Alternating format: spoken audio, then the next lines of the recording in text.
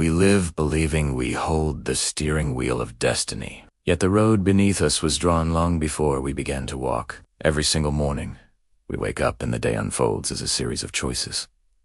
What time do you get out of bed? What will you wear? What will you eat for breakfast? Do you take the highway or the scenic route to work? Every hour, every minute, we feel like we are in the driver's seat, making decisions that shape our lives. We decide who to talk to, what to say, what to do.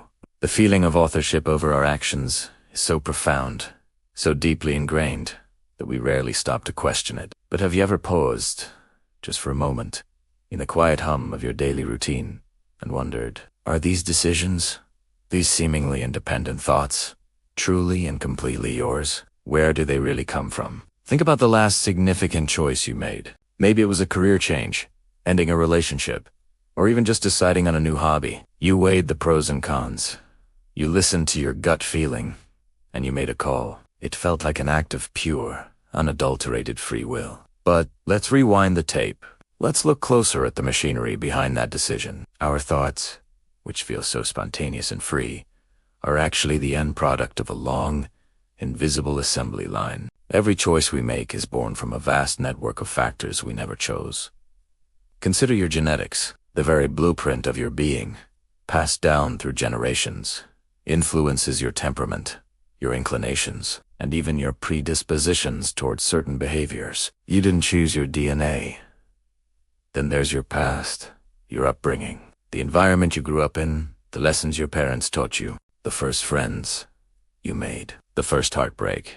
You endured. All these experiences carved deep grooves into your psyche, shaping the person you are today. You didn't choose the family you were born into or the culture that surrounded you. Even the emotions you feel in the moment of a decision, a sudden pang of anxiety, a surge of excitement, you didn't ask for them.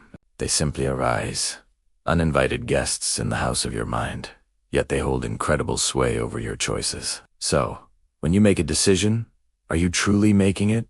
Or are you simply witnessing the inevitable outcome of a million past causes? Imagine life as an intricate game of chess. You are the player, sitting intently before the board, analyzing every possible move. You feel the weight of each decision, the strategic power you hold over your pieces. You believe you are in control. But what if there's another force at play, an invisible hand, gently guiding your own? A hand that represents the sum of all those things you didn't choose. Your biology, your history, your unconscious biases. This invisible hand doesn't force your move, but it subtly limits your options and nudges you in a certain direction. In this grand game, we are paradoxically both the player and the pawn. We experience the thrill of making a move, believing in our absolute freedom, all while unknowingly following patterns and rules that are far older than our conscious memories. We are playing a game where the rules were written long before we sat down at the board.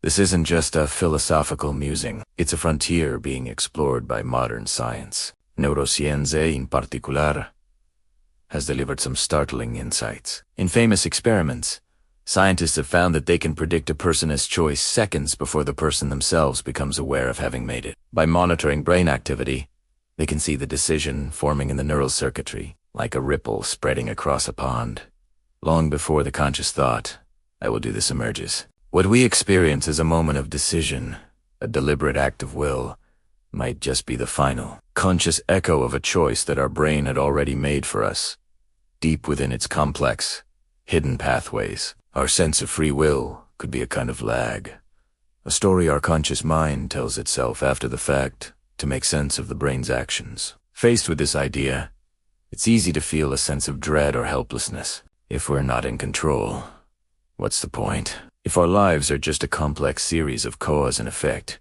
are we nothing more than sophisticated automatons? But perhaps we're asking the wrong question. Maybe the goal was never to have absolute control in the first place. Think of the universe itself, a swirling dance of galaxies, stars, and planets, all following immutable laws of physics. There is order, there is beauty. But is there a single point of control? Or is it a self-organizing, interconnected system? Maybe our true power lies not in wrestling with the river of causality, trying to change its course, but in learning to navigate it. The real power isn't in changing the path laid before us, but in understanding it, and seeing it for what it is. This brings us to a more profound kind of freedom. It's not the freedom to do whatever we want, free from all influence. It's the freedom that comes from awareness. Imagine opening your eyes for the first time and seeing the vast, intricate web of connections that led to this very moment. Seeing how your past, your biology, and your environment all converge to create the you that is experiencing this right now. This is awareness. It's the ability to observe your own thoughts and impulses without being completely enslaved by them. It's understanding that a feeling of anger is arising because of a past hurt, or a moment of fear is triggered by an old memory. This is what makes us uniquely human. We can see the illusion of control, understand the mechanics behind our own minds, and yet still choose to walk our path with purpose and meaning. In the end, letting go of the desperate need for control can be incredibly liberating. It's like trying to hold back the tide with your bare hands. It's exhausting and ultimately futile. But when you stop fighting it, you can learn to swim, to surf, to appreciate the immense power of the ocean. The same is true for our lives. When we accept that we are part of a larger, complex system of cause and effect, we can stop blaming ourselves for every misstep and stop carrying the impossible burden of trying to micromanage the universe. We can find a deeper peace, because sometimes accepting the illusion, letting go of the steering wheel, is the true beginning of freedom. You were never meant to control the storm, only to learn how to dance within it. Thank you for joining me on this journey into the mind. If this sparked something within you, consider subscribing and joining our community of curious minds. We'd love to have you with us. Until next time.